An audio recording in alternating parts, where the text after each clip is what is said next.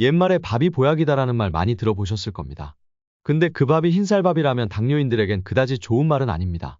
우리가 흔히 먹는 흰쌀밥은 혈당 지수가 높습니다.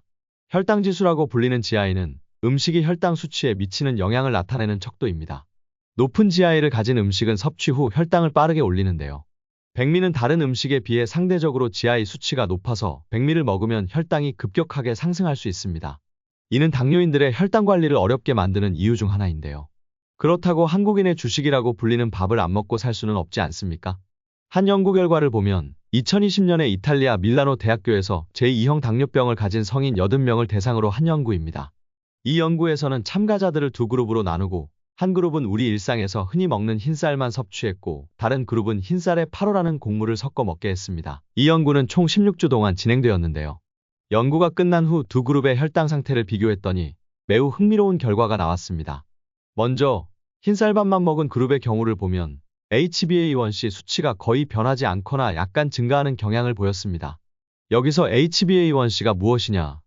지난 몇 달 동안의 평균 혈당 수치를 반영하는 중요한 지표입니다. 이 수치가 높다는 것은 혈당 관리가 잘 안 되고 있다는 것을 의미합니다. 이 그룹은 식사 후 혈당이 급격히 오르내리면서 혈당 관리가 어려웠던 것으로 보입니다. 반면에 흰쌀에 파로를 섞어 먹은 그룹의 경우는 달랐습니다. 이 그룹은 HbA1c 수치가 유의미하게 감소하였습니다.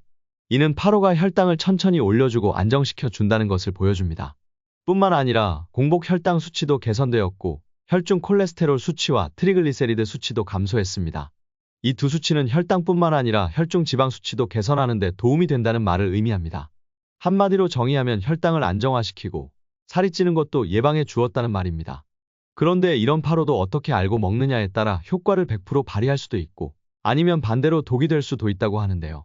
오늘은 최근 새롭게 주목받고 있는 이탈리아 고대 곡물인 파로 효능과 먹는 방법, 주의해야 될 점에 대해 알아보겠습니다. 영상 시청하시기 전에 구독과 좋아요는 영상 만드는데 큰 힘이 됩니다. 감사합니다. 먼저 파로를 설명하기 전 혈당이 왜 오르는지부터 알아야 됩니다. 그래야 파로를 먹더라도 더 도움이 될 수 있습니다. 당뇨에 대해 쉽게 설명하자면 우리 몸이 음식에서 에너지를 얻는 방법에 문제가 생기는 질환이라고 할 수 있습니다. 우리가 음식을 먹으면 음식 속에 탄수화물이 분해되어 포도당 즉 당으로 변하게 되는데 이 포도당이 우리 몸을 움직이게 만드는 에너지원이 됩니다.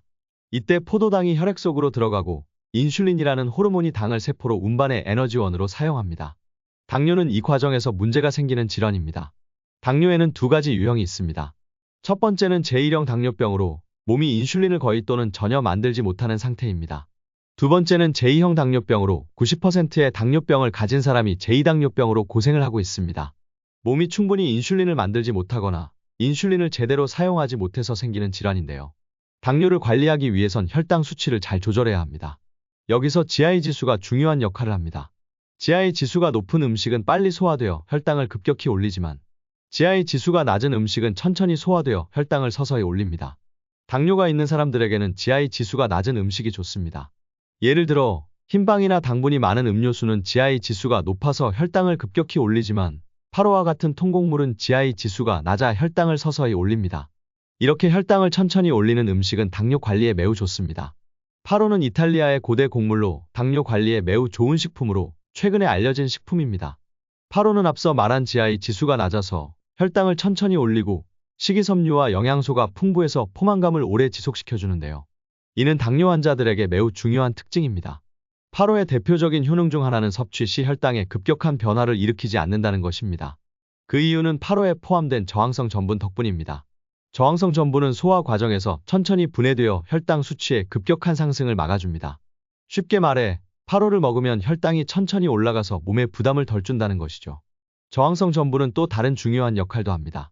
우리 장 속에는 유익한 박테리아가 살고 있는데 저항성 전분은 이 박테리아들의 성장을 도와줍니다. 이런 박테리아는 장 건강을 개선하고 면역 체계를 강화하는 데 도움을 줍니다. 쉽게 생각하면 파로를 먹으면 장 속에 좋은 박테리아가 늘어나고 덕분에 면역력이 강해진다는 겁니다.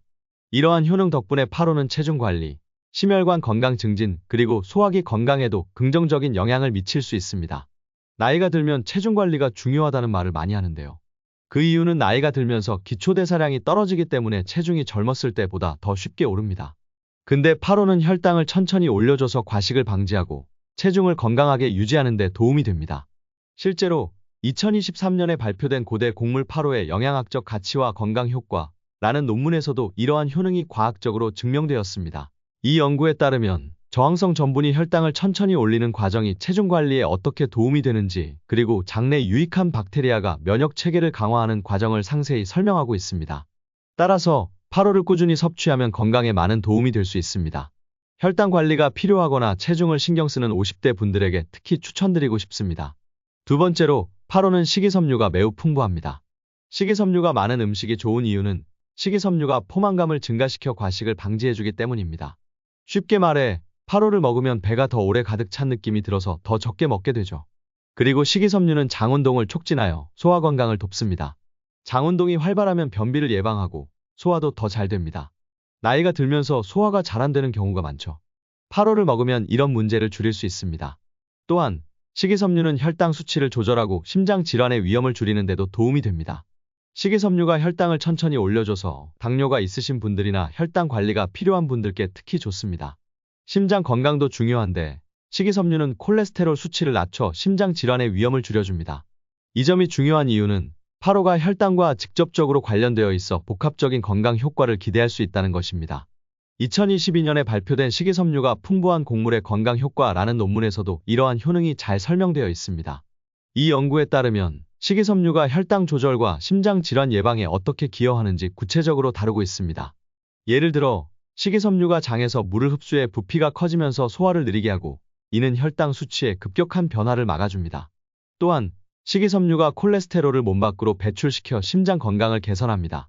그러나 8호를 섭취할 때 몇 가지 주의할 점도 있습니다. 8호는 글루텐을 함유하고 있기 때문에 글루텐에 민감하거나 셀리악병을 가진 사람들에게는 적합하지 않을 수 있습니다. 글루텐은 밀과 같은 곡물에 있는 단백질인데 이를 소화하지 못하는 사람들은 복통, 설사 등의 증상을 겪을 수 있습니다. 또한 고섬유질 식품을 갑자기 많이 섭취하면 소화기 문제가 발생할 수 있습니다. 예를 들어 처음부터 많은 양의 8호를 먹으면 가스가 차거나 팽만감을 느낄 수 있습니다. 이는 우리 몸이 갑작스러운 섬유질 증가에 적응하지 못해서 생기는 현상입니다. 따라서 처음에는 소량으로 시작해서 점차 섭취량을 늘려가는 것이 좋습니다. 이렇게 하면 몸이 천천히 적응하면서 소화기 문제가 줄어듭니다. 2021년에 발표된 고섬유질 식품 섭취와 소화기 건강이라는 논문에서도 이러한 점을 강조하고 있습니다. 이 연구에 따르면 고섬유질 식품을 갑작스럽게 많이 섭취하면 소화기 불편감을 초래할 수 있으며 섬유질 섭취량을 서서히 늘리는 것이 이러한 문제를 예방하는 데 효과적이라고 설명합니다. 따라서 8호를 섭취할 때는 처음에는 조금씩 시작해서 점차 양을 늘려가는 것이 중요합니다. 특히 평소에 섬유질을 많이 먹지 않던 분들이라면 더욱 조심해야 합니다. 이렇게 하면 8호의 건강 효과를 누리면서도 소화기 문제를 피할 수 있습니다.